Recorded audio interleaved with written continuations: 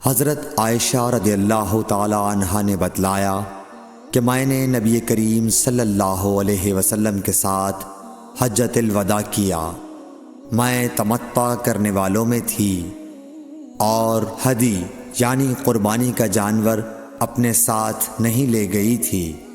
حضرت عائشہ رضی اللہ تعالی عنہا نے اپنے متعلق بتایا کہ پھر وہ حائضہ ہو گئیں اور عرفہ کی رات آ گئی اور ابھی تک وہ پاک نہیں ہوئی تھیں، اس لیے انہوں نے رسول اللہ صلی اللہ علیہ وسلم سے کہا کہ حضور آج عرفہ کی رات ہے اور میں عمرے کی نیت کر چکی تھی۔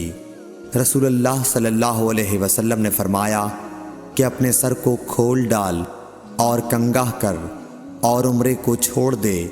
میں نے ایسا ہی کیا، پھر میں نے حج پورا کر لیا اور لیلۃ الحصبہ میں عبد الرحمن بن ابو بکر کو حضور صلی اللہ علیہ وسلم نے حکم دیا وہ مجھے اس عمرے کے بدلے میں جس کی نیت میں نے کی تھی تنعیم سے دوسرا عمرہ کرا لائے۔ صحیح بخاری حدیث نمبر 316۔ حضرت عائشہ رضی اللہ تعالی عنہا نے فرمایا ہم ذی الحجہ کا چاند دیکھتے ہی نکلے۔ رسول کریم صلی اللہ علیہ وسلم نے فرمایا کہ جس کا دل چاہے تو اسے عمرے کا احرام باندھ لینا چاہیے، کیونکہ اگر میں ہدی ساتھ نہ لاتا تو میں بھی عمرے کا احرام باندھتا۔ اس پر بعض صحابہ نے عمرے کا احرام باندھا اور بعض نے حج کا۔ میں بھی ان لوگوں میں سے تھی جنہوں نے عمرے کا احرام باندھا تھا، مگر عرفہ کا دن آ گیا اور میں حیض کی حالت میں تھی۔ میں نے نبی کریم صلی اللہ علیہ وسلم سے اس کے متعلق شکایت کی تو آپ نے فرمایا کہ عمرہ چھوڑ اور اپنا سر کھول اور کنگھا کر اور حج کا احرام باندھ لے۔ میں نے ایسا ہی کیا، یہاں تک کہ جب حصبہ کی رات آئی تو رسول اللہ صلی اللہ علیہ وسلم نے میرے ساتھ میرے بھائی عبد الرحمن بن ابی بکر کو بھیجا۔ میں تنعیم گئی اور وہاں سے اپنے عمرے کے بدلے دوسرے عمرے کا احرام باندھا۔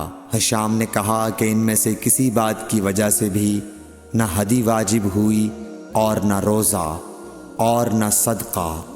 تنعیم حد حرم سے قریب 3 میل دور ایک مقام کا نام ہے۔ صحیح بخاری حدیث نمبر 317۔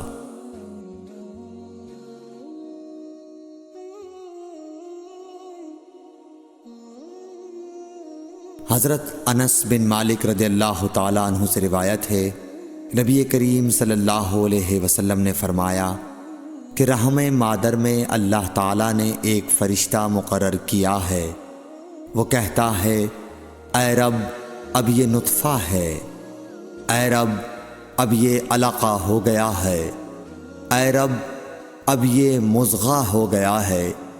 پھر جب خدا چاہتا ہے کہ اس کی خلقت پوری کرے تو کہتا ہے کہ مذکر یا مؤنث، بدبخت یا نیک بخت، روزی کتنی مقدر ہے اور عمر کتنی۔ پس ماں کے پیٹ ہی میں یہ تمام باتیں فرشتہ لکھ دیتا ہے۔ صحیح بخاری حدیث نمبر 318۔ حضرت عائشہ رضی اللہ تعالی عنہا فرماتی ہیں کہ ہم نبی کریم صلی اللہ علیہ وسلم کے ساتھ حجۃ الوداع کے سفر میں نکلے۔ ہم میں سے بعض نے عمرے کا احرام باندھا اور بعض نے حج کا۔ پھر ہم مکہ آئے اور حضرت صلی اللہ علیہ وسلم نے فرمایا کہ جس نے عمرے کا احرام باندھا ہو اور ہدی ساتھ نہ لایا ہو تو وہ حلال ہو جائے، اور جس نے عمرے کا احرام باندھا ہو اور وہ ہدی بھی ساتھ لایا ہو تو وہ ہدی کی قربانی سے پہلے حلال نہ ہوگا، اور جس نے حج کا احرام باندھا ہو تو اسے حج پورا کرنا چاہیے۔ عائشہ نے کہا کہ میں حائضہ ہو گئی اور عرفہ کا دن آ گیا، میں نے صرف عمرے کا احرام باندھا تھا، مجھے نبی کریم صلی اللہ علیہ وسلم نے حکم دیا کہ میں اپنا سر کھول لوں، کنگھا کر لوں اور حج کا احرام باندھ لوں اور عمرہ چھوڑ دوں۔ میں نے ایسا ہی کیا اور اپنا حج پورا کر لیا۔ پھر میرے ساتھ حضرت صلی اللہ علیہ وسلم نے عبد الرحمن بن ابی بکر کو بھیجا اور مجھ سے فرمایا کہ میں اپنے چھوٹے ہوئے عمرے کے عوض تنعیم سے دوسرا عمرہ کر لوں۔ صحیح بخاری حدیث نمبر 319۔ عبداللہ بن محمد مسندی نے بیان کیا، کہا ہم سے سفیان بن عینیہ نے ہشام بن عروہ سے، وہ اپنے باپ سے، وہ حضرت عائشہ رضی اللہ تعالی عنہ سے کہ فاطمہ بنت ابی حبیش کو استحاضہ کا خون آیا کرتا تھا، تو انہوں نے نبی کریم صلی اللہ علیہ وسلم سے اس کے متعلق پوچھا۔